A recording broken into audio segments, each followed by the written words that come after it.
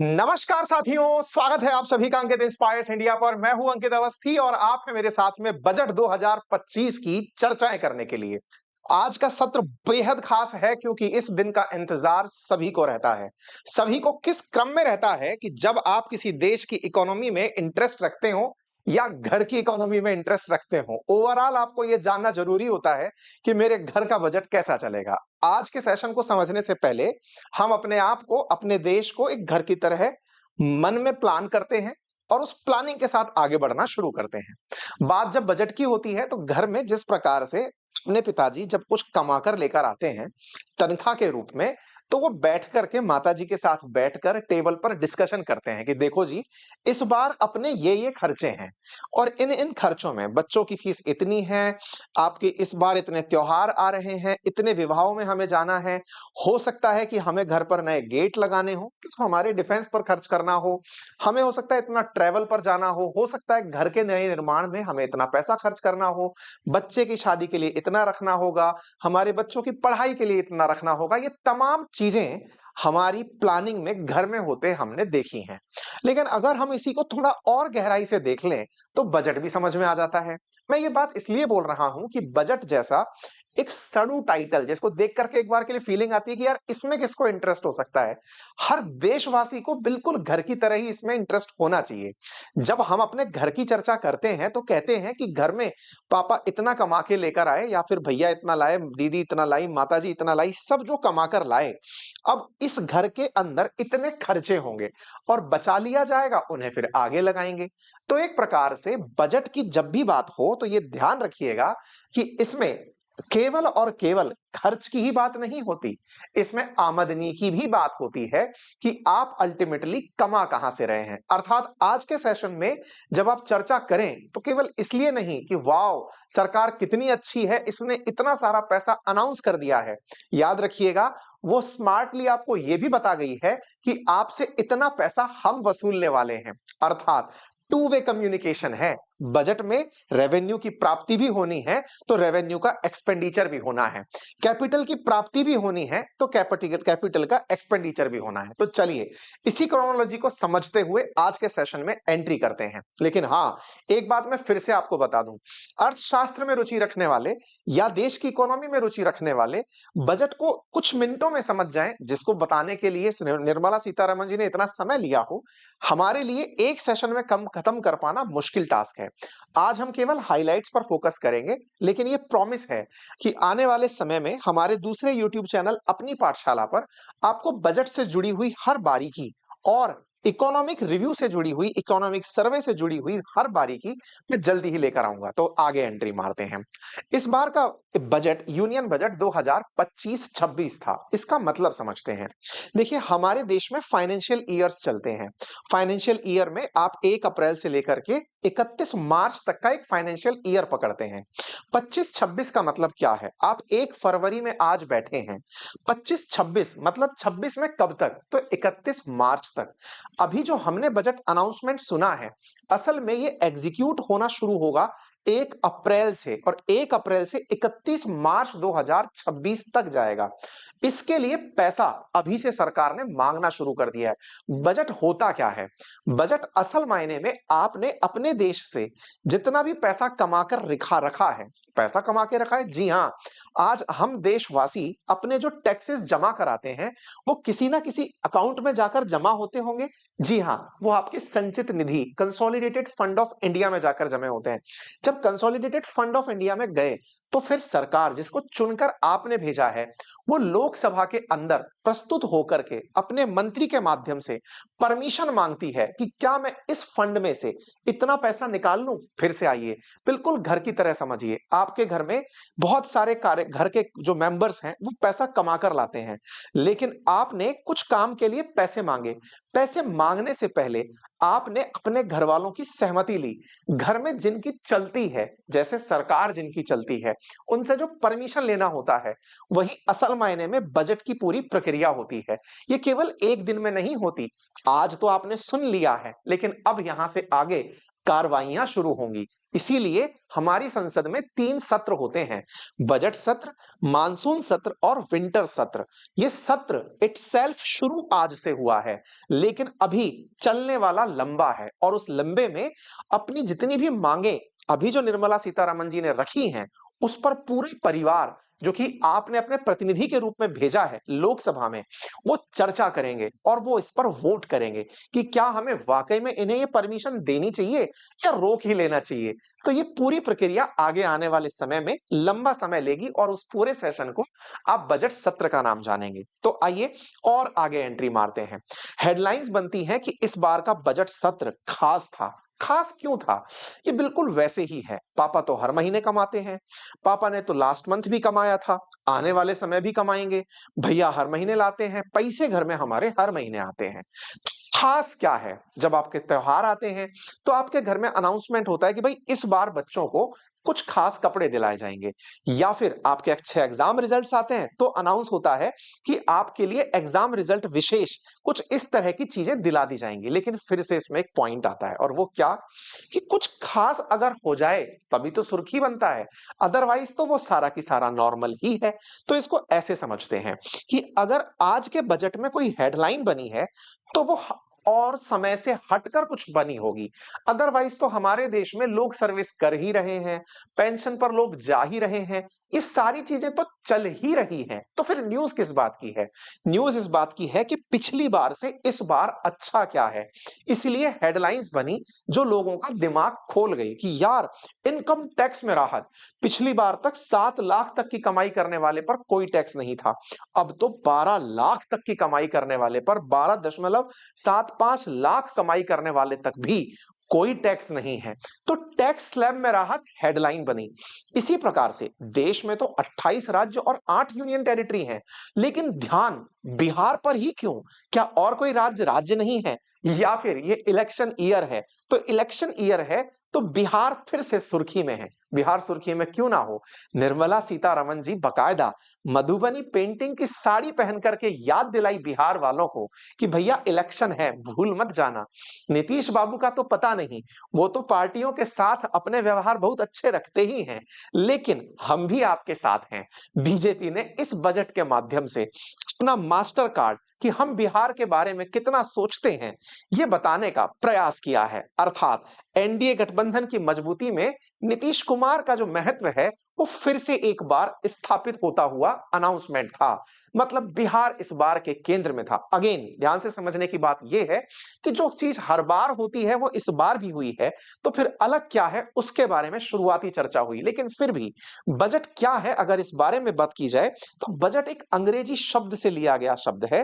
वो अंग्रेजी शब्द बोला जाता है बॉगेट, जिसकी उत्पत्ति फ्रेंच शब्द बॉगेटी से हुई है, और वहीं से ये बॉग शब्द एक चमड़े के बैग के रूप में निकल कर आया। लेकिन ये वही अपभ्रंश शब्द है जो लगातार चलता आ रहा है। पहले ऐसा होता था कि सरकार अपनी आय और व्यय का लेखा जोखा रखते थे, उसे बजट कहा जाता था। धीरे धीरे उस आय और व्यय के लेखे जोखे को एक पेटी में पैक करके लाया जाता था। समय बदलता चला गया, आजकल तो टैब से बजट पढ़ा जाता है। तो निर्मला सीतारमण जी ने टैब से ही बजट पढ़ा है। याद रखिएगा ये जो बजट है ये भारत में कोई पहली बार नहीं आ रहा है। निर्मला सीतारमण जी इस बजट को 8वीं बार पेश कर रही हैं। जेम्स विल्सन वो थे जिन्होंने भारत का पहला बजट 7 अप्रैल 1860 को पेश किया था। ऐसे ही श्री आर के शनमुखम सेठी जिन्होंने 26 नवंबर 1947 को स्वतंत्र भारत का पहला केंद्रीय बजट प्रस्तुत किया था।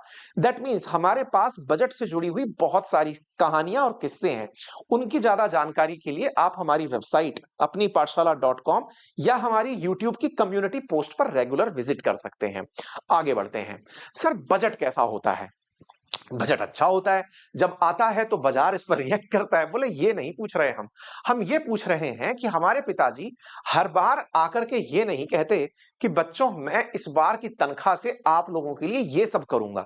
कई बार वो ये भी टेंशन में आते हैं कि एडमिशन का मंथ है, इस बार तो बच्चों की स्कूल फीस देनी पड़ेगी। ये तमाम प्रकार के उनके मन में एक्स्ट्रा खर्चे चल रहे होते हैं। इसका मतलब बजट हर बार आपकी खुशहाली के लिए हो जरूरी नहीं है।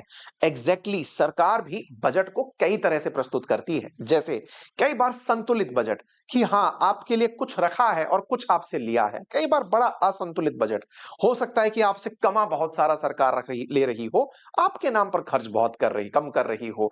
कमाई का बजट बने तो सरप्लस बजट, घाटे का बजट बने तो डेफिसिट बजट। जनरली ये माना जाता है कि सरकार आप कमाने के लिए तो बिल्कुल नहीं हो, समय निकालकर हम पर खर्च करो, और जब हम पर खर्च करते हैं तो इसी को ही आप घाटे का बजट कहते हैं। देश के लिए जनरली घाटे का बजट अच्छा माना जाता है कि सरकार ने लुटा बहुत दिया। लेकिन अगेन इस पर डिबेट शुरू हो जाती है कि भाई साहब लुटाते चले जाएंगे तो मांगेंगे कहां से? क्या पाकिस्तान की तरह कटोरा लेकर? जी नहीं, आप अपने देश से भी बोरोइंग लेते हैं, जिसे इंटरनल बोरोइंग भी कहते हैं, और देश के बाहर से भी बोरोइंग्स लेते हैं। इस पर आने वाले समय में लगभग 5 से 7 सेशन में केवल बजट की टर्मिनोलॉजीज, बजट में इस बार हुए विशेष काम और आर्थिक समीक्षा, इन पर करने वाला हूं। तो और इन टर्मिनोलॉजीज को हम बेहतरीन तरीके से समझेंगे। सर लेकिन एक सवाल यहां पर और आता है, और वो ये है, हमने कई बार बजट में एक टर्म सुना है, एक है अंतरिम बजट और एक है फुल बजट। तो ये क्या होता है? अंतरिम बजट असल मायने में जब सरकार को लगता है कि हम केवल कुछ ही दिन के मेहमान बचे हैं। जैसे इस बार मई में जब 2024 में इलेक्शन था, तो सरकार को अपना बजट पेश करना था। मई के लिए यानी मई तक चल जाने के लिए बजट पेश करना था। सेशन तो 1 अप्रैल से ही शुरू हो चुका था, तो 1 अप्रैल से मई 2024 के इलेक्शन के बीच में सरकार बाद में चलेगी या नहीं चलेगी नहीं पता, लेकिन इस बीच में तो सरकार चलाने के लिए पैसा चाहिए ना। देश चलाने के लिए पैसा चाहिए। इस पैसे के लिए यानी कम समय के लिए जो लाया गया बजट है, जिसमें अनिश्चितता हो कि ये वापस आएगा या नहीं, अंतरिम बजट कहलाता है। और जब सरकार फुल फ्लेजेड होती है तो फुल बजट आता है। खैर, अंतरिम बजट और फुल बजट की चर्चा से और आगे बढ़ते हैं। अब बजट के अंदर 2 प्रकार के हिस्से रखे जाते हैं। जब भी कोई बजट आता है तो आप इसको ऐसे समझिए, आपने अपने घर को ही एक उदाहरण के रूप में रखा, तो आप मेरी बजट को बहुत अच्छे से समझ पाएंगे। जब हम बजट की चर्चा करते हैं, मैंने आपको आपका घर का उदाहरण दिया ही इसलिए क्योंकि आपको पता है कि आपके घर में कुछ खर्चे ऐसे हैं जो रिकरिंग बेसिस पर हैं। रिकरिंग मतलब जो इस बार हुए हैं तो अगली बार भी होंगे। इन्हें अंग्रेजी में रेवेन्यू शब्द में डाल दिया गया है। जब हम बजट की चर्चा करें तो रेवेन्यू बजट क्या है, इसे रिकरिंग से याद रख सकते हैं, जो हर साल या हर महीने जो फ्रीक्वेंसी में होने वाला है, बारंबार होने वाला है। अब इसको हम कैसे समझें? चलिए इसको और आसान करते हैं। आपके पिताजी घर पर पैसा कमा कर लाए, हर महीने लाते हैं तनख्वाह के रूप में, तो उसे आप रेवेन्यू रिसीट कह रहे हैं कि हर महीने आ रहा है, लगातार आ रहा है रेवेन्यू रिसीट।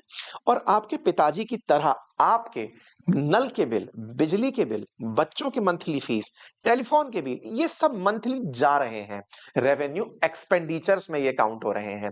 यानी कि वो सारी चीजें जो मंथली मंथ ऑन मंथ हो रही हैं रिकरिंग बेसिस पर, उन्हें आप रेवेन्यू में डालते हैं। वेयर एज जब आप कैपिटल की बात करते हैं तो जिस पैसे से आपको एक बार में धन तो प्राप्त हो गया, जैसे पिताजी क्या हर बार अपना प्लॉट बेच देते हैं?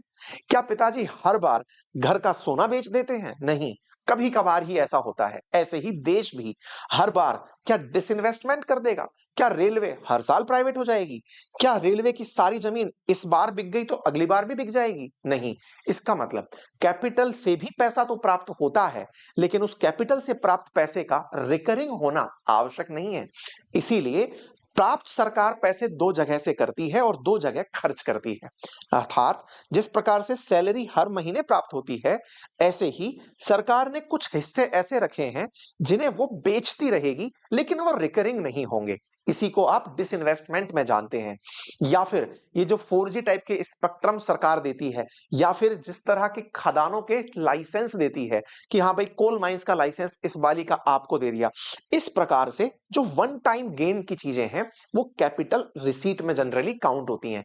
इसकी भी डिटेलिंग बहुत अच्छे से करेंगे, लेकिन फिर भी चूंकि बजट के 2 चीजें हैं वो जो समझना जरूरी है, इसलिए आय के मोटा मोटी 2 चीजें हैं आय के लिए, वो है रेवेन्यू रिसीट और कैपिटल रिसीट। ऐसे ही सरकार के खर्च के लिए भी 2 बड़ी चीजें हैं, उनमें से एक है रेवेन्यू एक्सपेंडिचर और एक है कैपिटल एक्सपेंडिचर। सर ये कैपिटल एक्सपेंडिचर में क्या है? जरूरी नहीं है ना कि आपने इस महीने एक प्लॉट खरीदा है तो अगले महीने भी खरीदो। जरूरी नहीं है ना आपने इस महीने गोल्ड खरीदा है तो आप अगले महीने भी खरीदो। दैट मीन्स आपके जो बड़े खर्चे हैं, जो एक बार में फिक्स हो जाएंगे, जो रिकरिंग बेसिस पर नहीं है और लगातार तो नहीं होने वाले। दैट मीन्स रेवेन्यू और कैपिटल ये दो अलग अलग टर्मिनोलॉजी हैं, बस इन्हें रिकरिंग के बेसिस पर आप याद रखते हुए चल सकते हैं। चलिए फिर थोड़ा आगे बढ़ते हैं। तो इस प्रकार से जो हमारा केंद्रीय बजट है, जिसमें रेवेन्यू और कैपिटल दो बड़ी चीजें मैंने आपको बोल दी, उनमें से रेवेन्यू सरकार की कमाई और खर्च का रेगुलर बेसिस पर होने वाला लेखा जोखा है, वहीं कैपिटल सरकार वन टाइम जो काम करती है उनका लेखा जोखा है। अब इससे बड़ी बात, क्या ये जो जानकारी आपने हमें दी इसका कोई संवैधानिक उपबंध है? बिल्कुल, ये आर्टिकल 112 के तहत किया जाता है। तो आइए बजट के अंदर फिर और एंट्री मारते हैं। निर्मला सीतारमण जी ने इस बार यह बजट 8वीं बार पेश किया। मोदी सरकार 3.0 चल रही है और ऐसे में मोदी सरकार 3.0 का ये पहला बजट था, पूर्ण बजट था, पहला पूर्ण बजट। इससे पहले जो बजट आए थे उसके बाद का ये पहला 2025 का पहला पूर्ण बजट है। इससे पहले निर्मला सीतारमण जी 5 पूर्ण और 2 अंतरिम बजट पेश कर चुकी हैं। इस बार के बजट में जो बातें हुई वो बातें सिलसिलेवार कुछ यूं हैं कि सबसे पहले जब आप जा रहे हैं बजट पेश करने, बिल्कुल ऐसे समझिए हमारा देश एक परिवार है, तो उस परिवार की मुखिया हमारी राष्ट्रपति हैं। राष्ट्रपति ने अपने एक सिपाही से कहा कि जाओ और बता कर आओ और परमिशन लेकर आओ कि हम कहां से कमाने वाले हैं, कहां खर्च करने वाले हैं। और जब आप कोई शुभ काम करने जाते हैं तो आपको मुंह मीठा कराया जाता है, घरों में दही चीनी का विश्वास होता है। तो निर्मला सीतारमण जी को भी आज दही चीनी से बजट के लिए भेजा गया कि जाओ और फतह करके आओ, लोकसभा से परमिशन लेकर आओ कि मैं इस बजट को पेश करके इस देश के लिए इन इन कामों को करने का पैसा मांगती हूं। जब आप निकली तो सुर्खियों में आ गई। सुर्खियों में क्यों आई? क्योंकि आपने एक खास कलर की साड़ी पहनी थी। आप पूछेंगे इस बात पर इतना फोकस क्यों? क्योंकि बजट बिहार को भी ध्यान रखता है, इसीलिए साड़ी में बिहारी टच था। आप पूछेंगे इतना ज्यादा मीन क्यों? नहीं भाई, ये चर्चा केवल इसलिए क्योंकि निर्मला सीतारमण जी ने जो आज साड़ी पहनी थी वो मधुबनी पेंटिंग से बनी हुई थी। और मधुबनी पेंटिंग का अगर कनेक्शन देखा जाए तो वो असल में बिहार का एक जीआई टैग पेंटिंग है, जिस साड़ी को निर्मला सीतारमण जी को पद्मश्री से सम्मानित दुलारी देवी जी द्वारा गिफ्ट किया गया था। दुलारी देवी जी द्वारा गिफ्ट की गई इस साड़ी का इस विशेष दिन पर पहनना दुलारी देवी जी को दिए गए वचन की पूर्ति के समान था। दुलारी देवी जी ने हाल ही में पेंटिंग में इस मधुबनी पेंटिंग के लिए हाल ही में पद्मश्री का पुरस्कार प्राप्त किया था। अपने वादे को निभाते हुए निर्मला सीतारमण जी ने वही साड़ी पहनकर बजट को पेश किया। खास मौका भी था, दस्तूर भी था, बिहार को यह याद दिलाना था कि केंद्र में बैठी सरकार आपका ख्याल रख रही है। तो मधुबनी की साड़ी का इतिहास भी हल्का सा जान ही लेते हैं। ये बिहार के मिथिला क्षेत्र से पारंपरिक और हस्त निर्मित साड़ी होती है, जिसमें मधुबनी पेंटिंग की खूबसूरती कलाकार के द्वारा की जाती है। मधुबनी चित्रकारी को मिथिला पेंटिंग के नाम से भी जाना जाता है। इन साड़ियों में प्राकृतिक रंगों का उपयोग होता है। इसमें हाथ से चित्र या विशिष्ट डिजाइनें बनाई जाती हैं। कपड़े के रूप में रेशम या कपास का इस्तेमाल किया जाता है। हाल ही में इसे जियोग्राफिकल इंडिकेशन टैग भी मिला हुआ है। ये साड़ियां सामान्यतया 5 से 6 हजार के बीच में शुरू होकर 40 से 50 हजार तक जाती हैं। अब एक बड़ा सवाल, आपने रेट क्यों बताई? भाई आपका मन कर जाए कि मुझे ये साड़ी पसंद आई, हमारी ऑडियंस में बड़ी संख्या में माता और बहनें भी हैं, ऐसे में अगर होता है और गृहिणियां भी हैं, मन कर जाए तो आज ही ऑर्डर कर सकते हैं। हालांकि मुझे इसका कोई प्रमोशनल चार्ज नहीं मिला है। आगे बढ़ते हैं। अब बात करते हैं आज के सत्र की। और आज के सत्र में जैसे ही शुरुआत हुई एक गंभीर विषय के साथ हुई, और वो विषय था अखिलेश यादव जी के द्वारा कुंभ की अव्यवस्थाओं को लेकर किया गया हंगामा। मुद्दा बहुत सही था क्योंकि कुंभ ने इस समय पूरे देश का दिमाग हिला कर रखा हुआ है। एक तो इसलिए क्योंकि कितना बड़ा आयोजन, हर व्यक्ति किसी ना किसी तरह से डायरेक्टली और इनडायरेक्टली कनेक्टेड है, अपनों को भेजकर और अपनों को लेकर चिंता से। लेकिन यहां हाल ही में जो दुर्घटनाएं हुई हैं, उनसे भी लोग व्यथित हैं और वो चाहते हैं कि इस पर इंटरफेरेंस हो। अखिलेश जी के द्वारा इस पर चर्चा शुरू हुई, लेकिन कुछ ही समय बाद में, हंगामे के बाद में उन्होंने वॉकआउट किया, लेकिन थोड़ी ही देर बाद वो वापस आकर बैठ गए और सीतारमन जी ने अपना भाषण शुरू कर दिया। इस भाषण के साथ फिर एक बात और चर्चा में आ गई, और वो चर्चा में थी प्रधानमंत्री नरेंद्र मोदी जी के द्वारा हाल ही में कही गई बात, जिसमें उन्होंने संसद में कहा था कि जब इस बार का सत्र शुरू हो रहा है तो पहली बार है कि कोई विपक्ष के पास हंगामे का मुद्दा नहीं है। जनरली ऐसा होता है कि विपक्ष बाहर के द्वारा लाए गए मुद्दे, वो सीधा विपक्ष नहीं बोल रहे थे, वो संसद की गतिविधियों में बाहर की भूमिका की तरफ इशारा कर रहे थे। तो क्या इनडायरेक्टली मोदी जी ट्रंप को धन्यवाद दे रहे थे कि भाई ट्रंप इस बार आ गए हैं तो बाहर से मुद्दे नहीं आए? खैर, जो भी है, राजनीति में आरोप प्रत्यारोप चलता रहता है। फिलहाल के लिए और आगे बढ़ते हैं, एक एक करके सारी जानकारी को आपसे आगे साझा किया चलते हैं। ऐसे में अब आगे जब हम निकले तो आगे आपके सामने जानकारी के रूप में निकल कर आई जानकारी वो ये कि यहां पर निर्मला सीतारमन जी ने जब बजट पेश किया तो उन्होंने कुछ महत्वपूर्ण जानकारियां साझा की शब्द के रूप में। उन्हें एक एक करके समझ लेते हैं। पहली जानकारी है राजकोषीय घाटे से संबंधित, फिस्कल डेफिसिट से। फिस्कल डेफिसिट को आसान भाषा में कुछ यूं समझे कि सरकार जितना कमा रही है, क्या उतना ही खर्च कर रही है या कमा ज्यादा रही है और खर्च कम कर रही है। जब शब्द घाटे का हो तो इसका अर्थ है कमा कम रहे हो, खर्च ज्यादा कर रहे हो। आमदनी अठन्नी है, खर्चा रुपया है। आपका मन अब इस समय तेजी से दौड़ने लगेगा, सर हम कमाते कहां से हैं? तो मेरे प्यारे साथियों, हमारे देश में जितने भी प्रकार के इनकम टैक्सेस हैं, उससे 22% सरकार की कुल कमाई होती है। ऐसे ही उधार लेकर के हम 24% अपने बजट का पैसा जुगाड़ते हैं। एक्साइज की अगर ड्यूटीज की बात की जाए, जो कि बॉर्डर से आप लगती हैं, उनके अंदर सरकार 5% पैसा, जीएसटी के अंदर 18% पैसा, कॉर्पोरेट टैक्स से 17% टैक्स पैसा, 4% कस्टम से, साथ ही साथ नॉन टैक्स रिसीट और नॉन डेट रिसीप्ट्स, इन सब से भी हम पैसा प्राप्त करते हैं। यानी हमारा 1 रुपया जब बनकर आता है, उसमें टैक्स का और सबसे ऊपर जो नंबर आता है वो बोरोइंग्स का आता है। हम बोरोइंग्स के बाद इनकम टैक्स से, फिर जीएसटी से पैसा प्राप्त करते हैं। हमारा पैसा सबसे ज्यादा जाता कहां है? तो साहब, हमारा सबसे ज्यादा पैसा 22% स्टेट्स को टैक्स एंड ड्यूटीज के रूप में दिया जाता है। क्यों? क्योंकि जितना टैक्स हम कलेक्ट करते हैं, वो उसमें से राज्यों को भी उनका हिस्सा दिया जाता है। अगर मैं राजस्थान राज्य का निवासी हूं और मैं इनकम टैक्स और जीएसटी पे करता हूं, कलेक्शन तो केंद्र सरकार कर रही है, लेकिन वित्त आयोग के रिकमेंडेशंस के आधार पर केंद्र सरकार इस धन में से राज्य सरकार को वापस पैसा देती है कि आपके राज्य के इस नागरिक का पैसा था, तो ऐसे तो बहुत से नागरिक थे, तो उन नागरिकों का पैसा हमने इकट्ठा किया था, हमारी सर्विसेज में इतना चला गया, अब इतना पैसा वित्त आयोग ने रिकमेंड किया है कि हमारे इसमें से आपको इतना मिलेगा, उतना राज्यों को दे दिया जाता है। केंद्र का जब बजट आता है, उसमें से 22% हिस्सा राज्यों को दे दिया जाता है।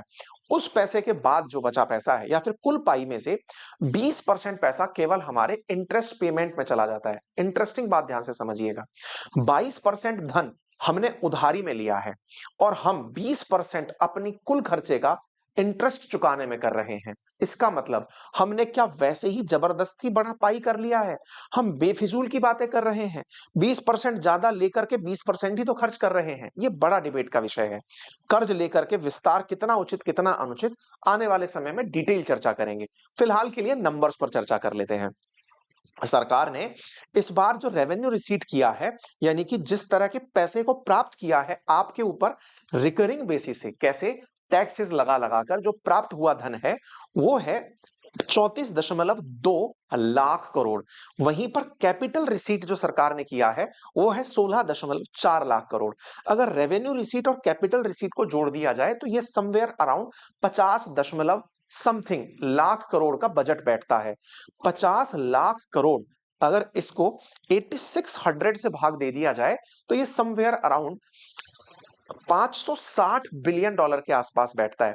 560 बिलियन डॉलर का भारत ने इस बार बजट पेश किया है। अगर मैं सही हूं तो टेक्निकली आप पाकिस्तान के बजट से कम से कम 30 गुना बड़ा बजट पेश कर चुके हैं पाकिस्तान के फॉरेक्स से। मुझे और ज्यादा सही हो जाना चाहिए।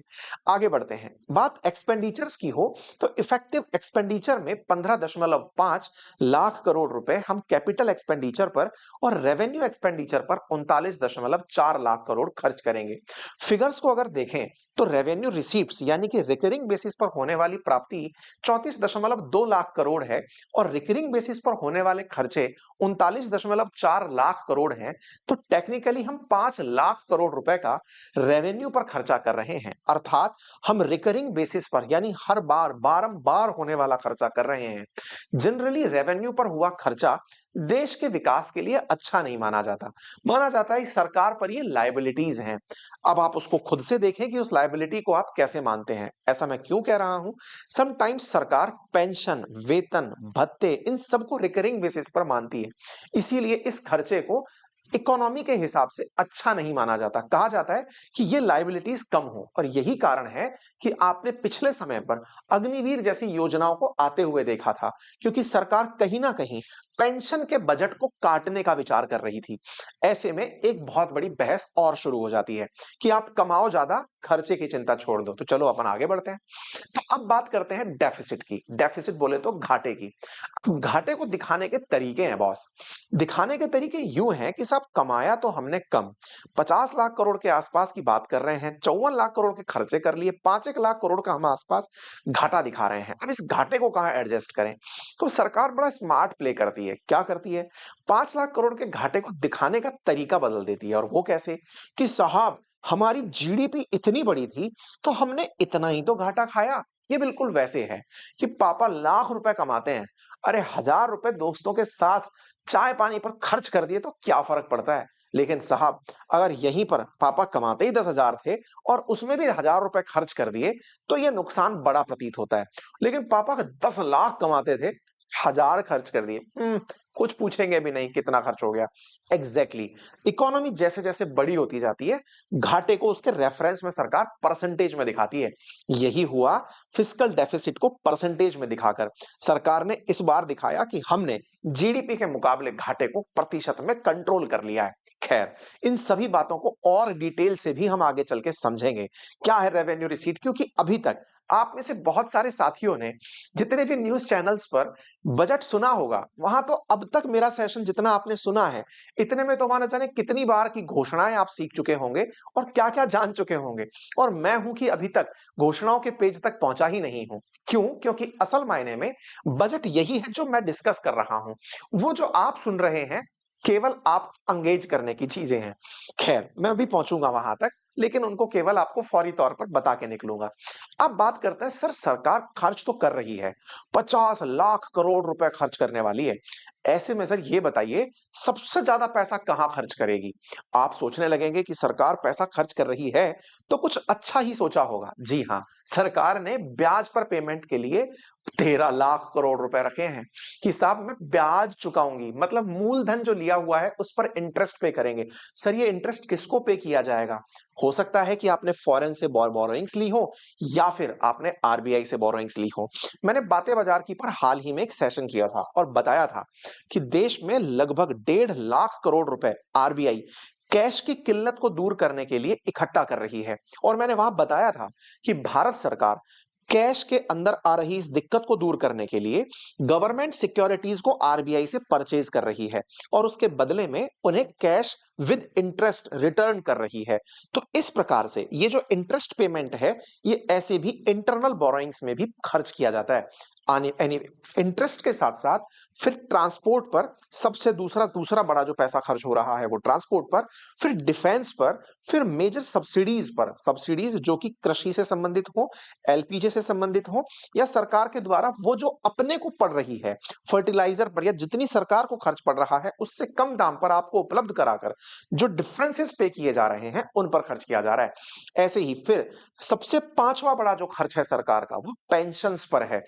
यही वो बार बार देखने वाला सरकार का फिगर है जिसे कम करने के लिए अग्निवीर की जैसे कदम उठाती है कि नहीं साहब, सैनिकों का ही खर्चा पेंशन का है, जबकि वो ये भूल जाती हैं कि भारत में बहुत सारे केंद्रीय कर्मचारी भी हैं, राज्य कर्मचारी भी हैं, लेकिन इन सब की बदौलत ही देश एक बड़ी इकोनॉमी बना होता है।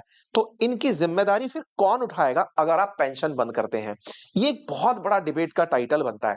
फिलहाल के लिए सरकार के सबसे बड़े खर्चों में इंटरेस्ट और पेंशन्स आपको वो मत दिखाई देते हैं जिनके बिना देश की तरक्की को सोचना आप संभव नहीं कर पाते।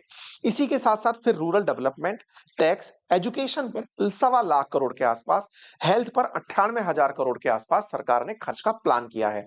इसका मतलब अगर हम बाकी चीजों को हटा दें तो सबसे ज्यादा डिफेंस को, फिर रूरल डेवलपमेंट को, फिर होम अफेयर्स को, agriculture, health, urban development, IT, telecom, energy, commerce, social welfare and scientific department को खर्च दिया जा रहा है। रेलवे की भी बात यहां होना जरूरी है क्योंकि एक टाइम था जब रेलवे को अलग से बजट मिला करता था। इस बार और मतलब पिछले कई समय से रेलवे बजट भी हमारे यूनियन बजट के साथ आ रहा है। इस बार का जो रेलवे बजट रहा वो 2.52 लाख करोड़ रुपए का रहा। ऐसे में रेलवे के भी अपने खर्चे होंगे और रेलवे की अपनी आय होंगी। इन्हीं को ध्यान में रखते हुए रेलवे का बजट आया। मैं इस पर भी कभी अलग से और सेशन कर दूंगा कि रेलवे क्या खास कर रहा है। एनीवे, आगे की तरफ जैसे जैसे हम बढ़ते हैं तो इसमें जो मेजर चीजें ध्यान रखी गई किसानों के लिए थी। यहाँ किसानों के लिए 11 बड़े ऐलान किए गए जो कि घोषणाओं के क्रम में है कि किसान क्रेडिट कार्ड की लिमिट 3 लाख से बढ़ाकर 5 लाख रुपए कर दी गई। पीएम धन धान्य कृषि योजना शुरू की गई जिससे 100 जिलों को फायदा पहुंचाने की बात हुई। डेयरी और मछली पालन में 5 लाख रुपए तक का लोन। समुद्री उत्पाद सस्ते होंगे जिससे कि कस्टम ड्यूटी को घटाकर 30% से 5% किया गया है। अब इसको ऐसे समझने की आवश्यकता है, जब कस्टम ड्यूटी घटाई जाती है तो कस्टम ड्यूटी घटाने का अर्थ है कि आपके पास आ रहे जो गुड्स हैं उसके टैक्स कम करना। तो क्या ये अमेरिका को खुश करने का प्रयास है? सोचने की आवश्यकता है क्योंकि ट्रंप ने टैरिफ के चलते भारत बहुत पहले भी डराया हुआ है। अंडमान निकोबार और गहरे समुद्र में मछली पकड़वाने को बढ़ावा देना, बिहार के किसानों के मदद के लिए मखाना बोर्ड का गठन करना। बिहार स्पेसिफिकली मखाना बोर्ड के साथ याद आया गया। मिथिलांचल क्षेत्र में पश्चिम कोशी नहर परियोजना की शुरुआत जिससे 50,000 हेक्टेयर क्षेत्र के किसानों को फायदा। अगेन बिहार, दालों में आत्मनिर्भरता हासिल करने के लिए 6 साल का mission. Post payment bank service ग्रामीण योजनाओं के लिए बढ़ाया जाना। कपास उत्पादन के लिए 5 साल की कार्य योजना और असम के नाम रूप में नया यूरिया प्लांट लगाना। ये किसानों के लिए बड़ी घोषणाएं थी।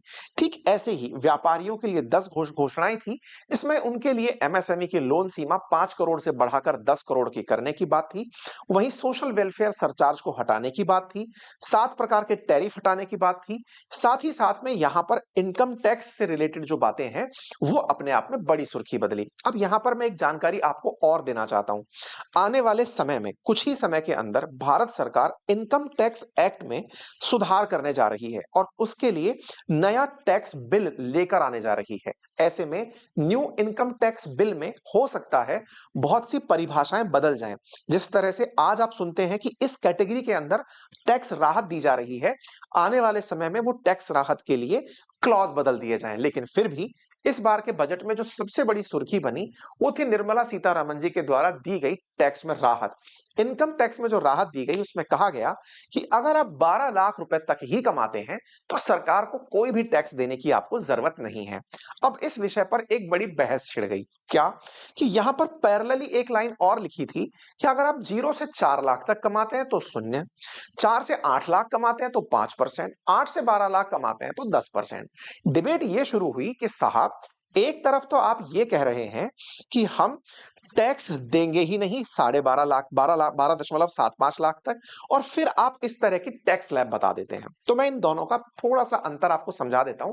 हालांकि इस पर हमने पुराने समय में भी सेशन किया हुआ है, फिर से बातें बाजार की पर सेशन मैं आने वाले हफ्ता के अंदर कर दूंगा। न्यू टैक्स स्लैब और पुराना टैक्स स्लैब क्या है, लेकिन फिर भी हल्का सा ब्रीफ इंट्रो ले लीजिए। ब्रीफ इंट्रो ये है, अगर आप 12 लाख तक ही कमाते हैं तो जीरो टैक्स है। बस इस लाइन को पकड़ गए तो खेला हो गया। 12 लाख से 1 पैसा भी ज्यादा कमाते हैं, मतलब 12.75 में आपको रिबेट हटा करके 12.75 से अगर 1 पैसा भी अधिक कमाते हैं, फॉर एन एग्जांपल अगर आप 13 लाख कमाते हैं, तो 13 लाख कमाते ही 0 से 4 लाख के लिए भले ही 0% टैक्स हो, लेकिन बाकी सभी स्लैब्स के लिए नए टैक्स रेजिम में 4 लाख से 8 लाख तक कमाने वालों को 5%। अब आप कहेंगे समझे नहीं सर, 13 लाख अगर मैं कमा रहा हूं तो दिक्कत क्या है? 13 लाख आप कमा रहे हैं तो सरकार की एक रेंज क्रॉस कर गए। रेंज क्रॉस करते ही पुराने समय से आपका टैक्स वसूला जाएगा। पुराने टैक्स से मतलब उदाहरण के लिए आज कोई 20 लाख कमाता है, वो ये सोचे कि मेरा 12.75 लाख तो टैक्स फ्री है, बाकी बचे पर मैं जिस टैक्स स्लैब में आता हूं उसके हिसाब से टैक्स दिया जाएगा, तो वो गलतफहमी का शिकार हो चुका है। 12.75 का मतलब है कि यहीं रुक जाओ, इससे ऊपर गए अब पूरे पर टैक्स वसूलेंगे, जो चला आ रहा है। न्यू टैक्स रिजीम इस सैलरी क्लास को बढ़ावा देने के लिए कि आप इतना कमा सकते हैं, जो 7 लाख था उसको बहुत ज्यादा राहत दी गई है। अपने आप में व्यक्ति को 50 से 60 हजार रुपए का टैक्स बेनिफिट यहां पर दिखाई दे रहा है, और भी हम इसके ऊपर आने वाले समय में आपको बताएंगे। मतलब एक प्रकार से यह समझिए कि आप 12.75 लाख रुपए तक की इनकम में छूट प्राप्त कर सकते हैं यदि आप इतना ही कमाते हैं। पुरानी व्यवस्था की अगर आप बात करते हैं तो जैसे चला आ रहा था वही है, उसमें कोई परिवर्तन नहीं किया गया है। अगर आप पुराने बजट को उठाकर देखें तो 2023 में ये टैक्स का लाभ 7 लाख तक ही था, इसे बढ़ाकर अब 12 लाख तक की सीमा कर दिया गया है। मध्यम वर्ग के लिए क्या था? मध्यम वर्ग के लिए जो मैंने टैक्स की बात बताई ये उसी के लिए ही है। यहां एक चीज और इंपॉर्टेंट है, और वो ये है कि कई बार आपकी किराए की जो इनकम होती है, जैसे किसी व्यक्ति के पास एक घर है, उसके पास अगर दूसरा घर भी है, तो उसके दूसरे घर में यह मानकर सरकार चलती है कि उससे इसको किराया प्राप्त हो रहा होगा, और उसके किराए को उसकी इनकम में जोड़ दिया जाता है। इस बार वहां पर 6 लाख रुपए तक की छूट कर दी गई है, यह मानते हुए कि इस व्यक्ति का अगर दूसरा घर भी है तो उसमें टैक्स स्वतः मतलब वो सेल्फ ऑक्यूपाइड है, वो उसको लेकर के चल ही रहा है। महिलाओं के लिए विशेष प्रकार की योजना, लोन योजना का घोषणा की गई। इसी प्रकार से पहली बार जो उद्यमी बनने वाली महिलाएं हैं उनके लिए 2 करोड़ तक के टर्म लोन की घोषणा की गई। बुजुर्गों के लिए 6 प्रकार की घोषणाएं की गई। युवाओं के लिए 11 घोषणाएं की गई। ये तमाम प्रकार की जो घोषणाएं हैं, इनमें से स्टार्टअप के लिए 10,000 करोड़ का फंड बनाना, 500 करोड़ रुपए से 3 आर्टिफिशियल इंटेलिजेंस एक्सीलेंस सेंटर बनाना, मेडिकल एजुकेशन के सेक्टर में अगले 5 साल में 75,000 सीटें बढ़ाना, देश की जो 23 आईआईटीज हैं उसमें 6500 सीटें बढ़ाना, मेडिकल कॉलेजेस में 10,000 सीटें बढ़ाना, पीएम रिसर्च फेलोशिप के तहत 10,000 नई फेलोशिप देना, ये तमाम चीजें शामिल की गई हैं। लेकिन इसमें फिर से पटना आया, बिहार आया। पटना आईआईटी के अंदर हॉस्टल सुविधाएं बढ़ाया जाना, ये यहां पर इंपॉर्टेंट चीजें निकल कर आई। हमने इन सब पर इंफोग्राफिक्स बनाकर अपनी वेबसाइट अपनी पाठशाला.com पर डाल दी हैं, आप वहां से इन्हें और डिटेल में पढ़ सकते हैं, तमाम प्रकार की घोषणाओं को। अब बात सस्ते और महंगे की कर लेते हैं, जिससे आम आदमी कनेक्ट होता है। तो प्रोडक्ट्स के अंदर जो सस्ते हुए हैं वो है जीवन रक्षक दवाएं। इलेक्ट्रॉनिक गुड्स में ओपन सेल या अन्य कंपोनेंट की ड्यूटी को घटाया गया है। इलेक्ट्रिक व्हीकल्स में ईवी बैटरी मैन्युफैक्चरिंग के लिए 35 additional good exempted capital goods की लिस्ट शामिल की गई है। मोबाइल फोन की बैटरी के मैन्युफैक्चरिंग के लिए सामान सस्ते किए गए हैं। Ship manufacturing, footwear, furniture, handbag, critical minerals, इन्हें सस्ता किया गया है। कारण है इंटरेक्टिव, मतलब इनकी जो कस्टम ड्यूटीज हैं उन्हें कम करना। आर्टिफिशियल इंटेलिजेंस की भी यहां पर प्रॉपर तरीके से चर्चा रखी गई। इसके बाद आती है प्रतिक्रिया की बारी। जैसा होता है सरकार के अंदर, अगर प्रधानमंत्री जी बैठे हैं तो अपनों की तारीफ हो, ये कैसे नहीं हो सकता? वही हुआ। मोदी जी ने कहा बजट सबके लिए था, सरकार ने लोगों की जेब भरने के लिए बजट अनाउंस किया है। ठीक है, प्रधानमंत्री ने बजट की घोषणा में बधाई देते हुए 5 बड़े पॉइंट्स बताए, जिनमें से पहला पॉइंट था कि देश के अंदर बड़े शिप के निर्माण को बढ़ावा मिलेगा। दूसरा, हर भारतीय के सपने को पूरा होने का मौका मिलेगा। उन्होंने कहा कि भारत विकसित भारत के मिशन मोड पर है और बजट फोर्स मल्टीप्लायर है। बजट किसानों के लिए है, 100 जिलों के अंदर सिंचाई और इंफ्रास्ट्रक्चर का डेवलपमेंट होगा। और बजट में 12 लाख तक की आय को टैक्स फ्री किया गया है। इससे मिडिल क्लास और नौकरी पेशा को बड़ी राहत मिलेगी। और बजट में मैन्युफैक्चरिंग 360 डिग्री फोकस है, सो दैट एमएसएमई और छोटे उद्योगों को मजबूती मिलेगी। लेदर, फुटवियर और टॉय इंडस्ट्री को विशेष समर्थन दिया गया है। ध्यान रखिएगा, टॉय इंडस्ट्री के लिए भारत ग्लोबल हब बनने की तैयारी कर रहा है, यानी कि भविष्य में खिलौने भारत में ही बहुत सस्ते दामों पर बनेंगे और बाहर एक्सपोर्ट होंगे। अमित शाह जी के द्वारा भी इसी बात को हाईलाइट किया गया। वहीं प्रियंका चतुर्वेदी जी ने कहा कि यह मध्यम वर्ग की जीत है, मुख्य रूप से इसलिए क्योंकि लोकसभा चुनाव में 240 सीटें सीमित रह गई थी, इसीलिए मध्यम वर्ग को आज सुना गया है। एक तरह से ये तारीफ ही थी बजट की। इसी के साथ साथ अपोजिशन की तरफ से प्रतिक्रियाओं में जो कांग्रेस की तरफ से शशि थरूर जी की प्रतिक्रिया रही कि भाजपा के लोगों के लिए ये खुश करने वाली बात है कि उन्होंने मिडिल क्लास के लिए काम किया है। अगेन, सरकार जो भी काम करेगी उसमें अपोजिशन जिस तरह से प्रतिक्रिया दे वो अपनी जगह है, लेकिन सबसे बड़ी प्रतिक्रिया तो नीतीश कुमार जी के लिए होनी चाहिए, क्योंकि अल्टीमेटली उन्हें केंद्र की तरफ से एक्सपेंशन ऑफ आईआईटी पटना मिला है, national institute of food technology entrepreneurship and management मिला है, साथ ही साथ में western Kosi canal ERM project मिला है, ग्रीनफील्ड एयरपोर्ट और मखाना बोर्ड के गठन की बात मिली है। इसी के साथ साथ रिएक्शन सोशल मीडिया पर भी आए। सोशल मीडिया पर आए कि बजट शब्द और बिहार शब्द कितनी बार आया। चला कि बिहार यहां पर इस बार के बजट में कईयों बार आया है। बिहार की चर्चा के बाद सोशल मीडिया पर बाढ़ आ गई कि यह बिहार बजट था या केंद्रीय बजट था। खैर, बिहार केंद्रित था, यह सबको दिखाई दिया। खैर, फिर भी हम यही कहेंगे कि बजट में पूरे देश को समाहित करते हुए सरकार बजट लाए, किसी एक विशेष राज्य का नाम हो तो आंख में नजर आना हो ही जाता है। और देश के अंदर चुनाव हो और चुनाव के समय बिहार पर फोकस ना हो, कैसे हो सकता है। केंद्र के अंदर गठबंधन की सरकार जो है। बजट 2025 के बाद बाजार का क्या रहा? बाजार ने प्रतिक्रिया दी, शुरुआत बहुत तेजी से करी, फिर धाम से नीचे आया और फिर धीरे धीरे खुद को मैनेज करता रहा। यानी कि बजट की प्रतिक्रिया बाजार समझ ही नहीं पा रहा है कि करना क्या है। आज सेंसेक्स के अंदर अगर देखा जाए तो जब क्लोज हुआ उस समय तक वो 0.94% की बढ़त के साथ बंद हुआ। सेंसेक्स के साथ साथ निफ्टी भी 1% की ग्रोथ के साथ बंद हुआ। कुल मिलाकर बाजार ने पहले उठाव, फिर गिरावट और फिर उठाव देखा। आने वाले समय में बाजार को लेकर के जैसी भी प्रतिक्रियाएं आएंगी हम आप लोगों को जरूर बताएंगे।